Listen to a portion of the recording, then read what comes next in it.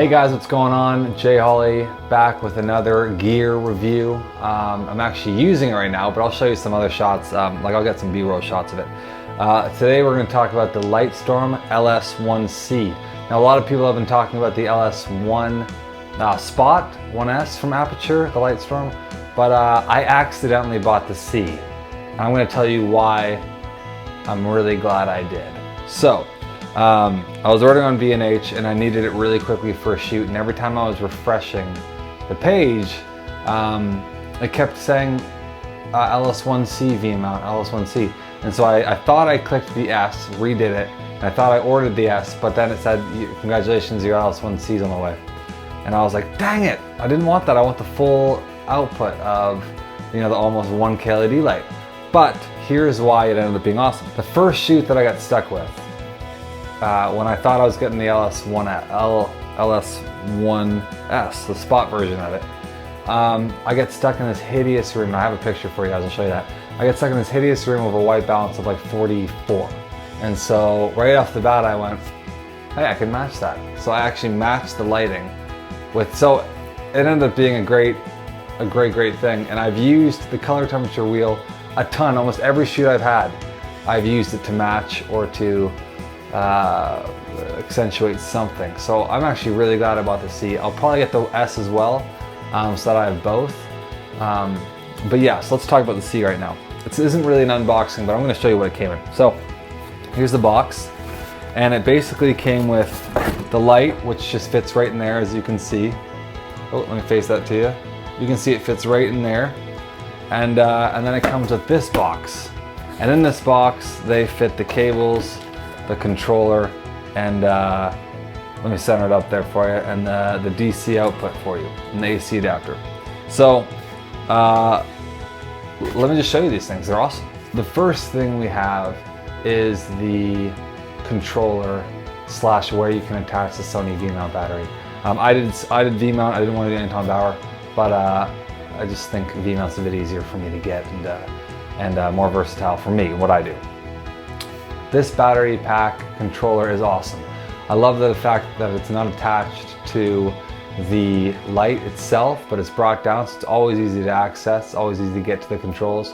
I love the feel of the wheels. Everything on this light stand, or this Lightstorm, is extremely well built, which is great. I don't feel like, oh, if the box tips over, I don't feel like, oh, it's gonna break.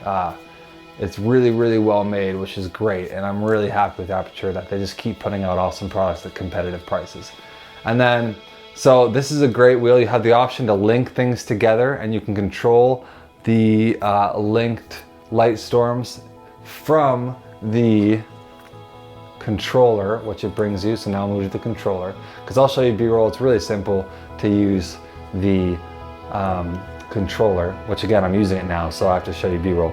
This little bad boy is great. I don't know how long the range is, but it just works so well. So let me see if I can get this to work for you. See that? It's just it's easy to have. It's fully dimmable, as it advertised it being fully dimmable, but it is definitely fully dimmable, and well. I'm very happy with how well it's fully dimmable. And it's really easy to use. I'm super happy that you are able to hold them down. And at first I thought, oh my gosh, you have to click one every single time and go down, but you don't. Hallelujah.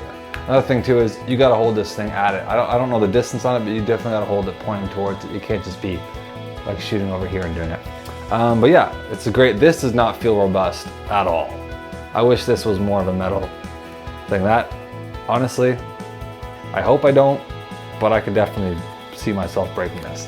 And the next part of it is the actual light itself.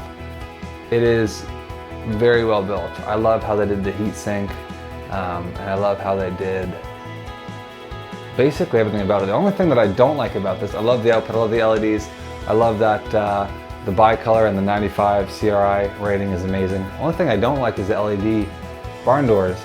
They don't really do that much. They kind of do, maybe a bit of spill, but they had to, for some reason they made them silver.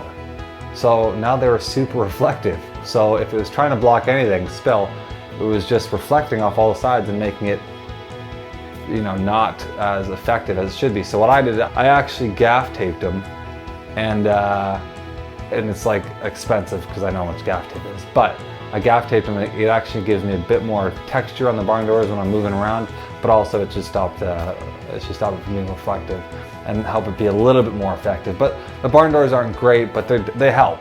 They help, but they're not. You're not going to be shaping light in a huge manner. Another thing it comes with, which I appreciate, is they do send you tracing paper. So that was very nice of them. Yeah. And they give you quite a good amount, which, I mean, it's not expensive, so I'm glad they did, but you know, they could have been chintzy, but they're not. And that's one thing I like about Aputure, is they're not, you know, they're not trying to stick it to you. They want to give you good products at a good price. And so I'm really thankful they did the tracing paper. And I've used it. I've used the tracing paper when I'm just outside using this at night. But most of the time, and I can hear, let me do this. We're just basically guys, I'm just like vlogging right now. I'm not gonna edit this too much. There'll be a couple cuts, but it's not gonna be too much. So here, all right, I'm giving you guys like an in-depth view into my world here. This is too much. I was going to, all right, ready? I'm now recording this on there. I was going to clean my room and my office, and I don't know what happened, but it didn't get clean. And yes, there's laundry over there. It didn't even get clean.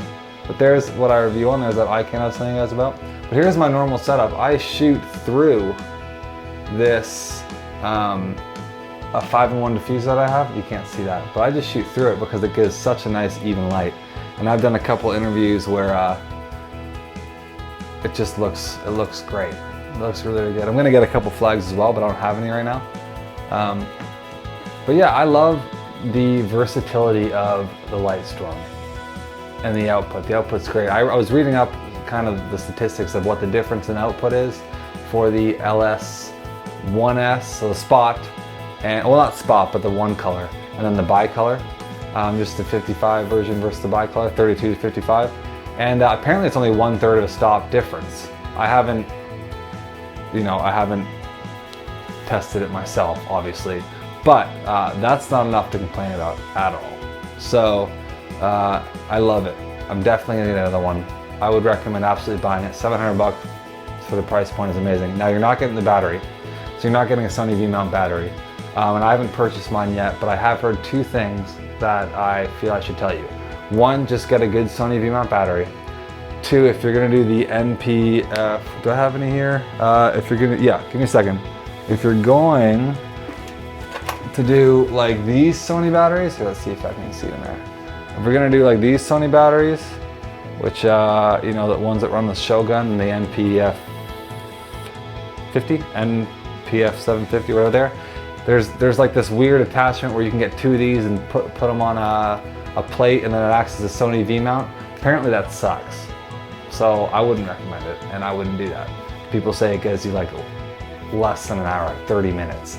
So they're saying just stick to the V-mount so you get the best performance, and apparently it's like a couple hours running on full, and there's no flicker, so it won't flicker out for you. So it's just worth it to stick with the good batteries on this, especially when you're already getting a great light at an affordable price. Just get good batteries. Don't chintz out on that. And yeah, then we gotta charge this again. But man, that's it, guys. I just wanted to show you.